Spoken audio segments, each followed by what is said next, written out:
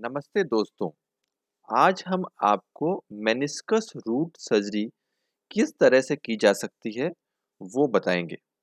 Meniscus root टेयर एक ऐसी injury है जो आम तौर पे लेडीज में और कुछ जो थोड़े मोटे लोग होते हैं उनमें ज़्यादा देखने को मिलती है।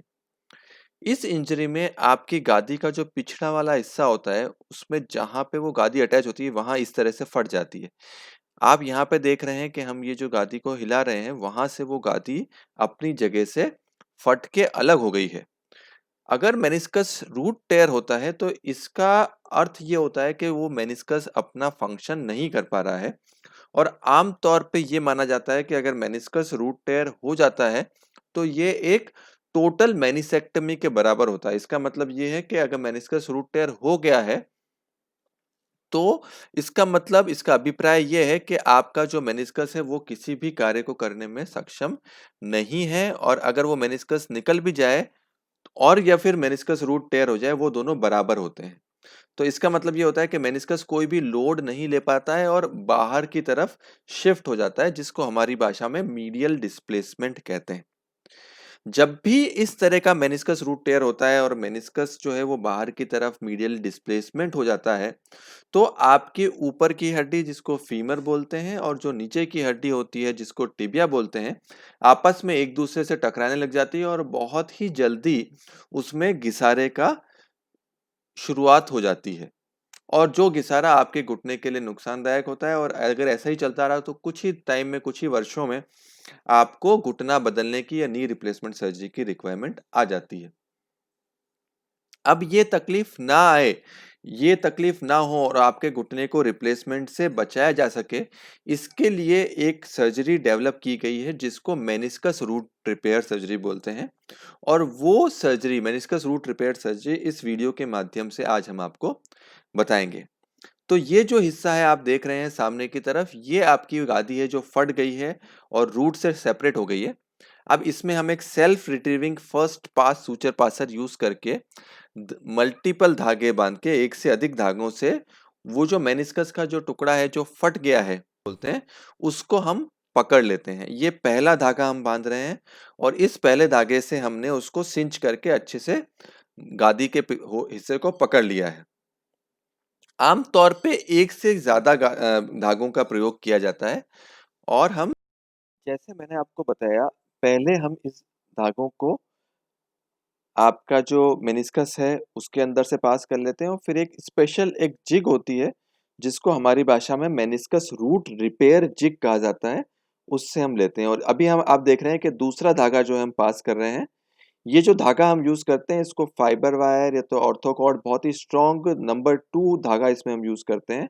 और ये दूसरा धागा है जिससे हमने मेनिस्कस को और अच्छे से पकड़ लिया है और ये इस तरह से पकड़ा जाता है कि वो छूटे नहीं। तो बहुत ही स्ट्रॉन्ग सूचर होता है ये जिससे हम उसको पकड़ लेते हैं। एक बार हमने धागे से मेनिस्कस को पकड़ लिया, उसके बाद इस धागे को हम को अपनी जगह पे जहां से ये रूट अपनी जगह से उखड़ गई होती है वहां पे चिपकाना होता है।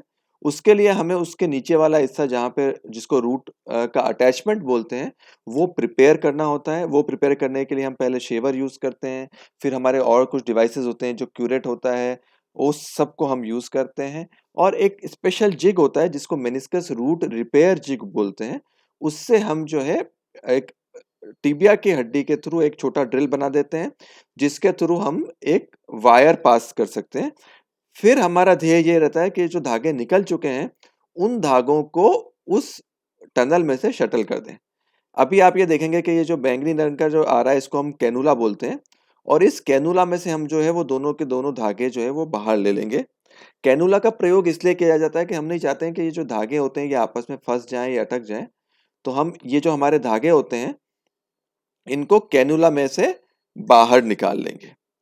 एक बार हमारे धागे बाहर निकल गए उसके बाद जो है हम जहाँ पे हमको रूट को चिपकाना होता है वापस रूट रिपेयर करनी होती है, वहां से हम एक निटिनॉल वायर उसके थ्रू पास करते हैं और उस वायर के ऊपर जो धागे हैं उनको रेल रोड कर देते हैं। इसका मतलब ये होता है कि वो धागे एक के ऊपर एक जो है वो पास कर देते हैं। एक बार हमने जो है वो धागे पास कर दिए उसके बाद जो है हमारा काम बड़ा आसान हो जाता है और नीचे से जो है हमें वो धागों को बांध देना होता है।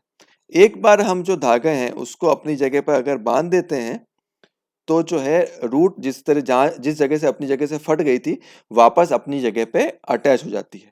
जब भी ये सर्जरी की जाती है तो हम देखते हैं कि जो रूट डिस्प्लेस हो गई थी अपनी जगह से वो वापस अपनी जगह पे आके बैठ जाती है और वापस चिपक जाती है।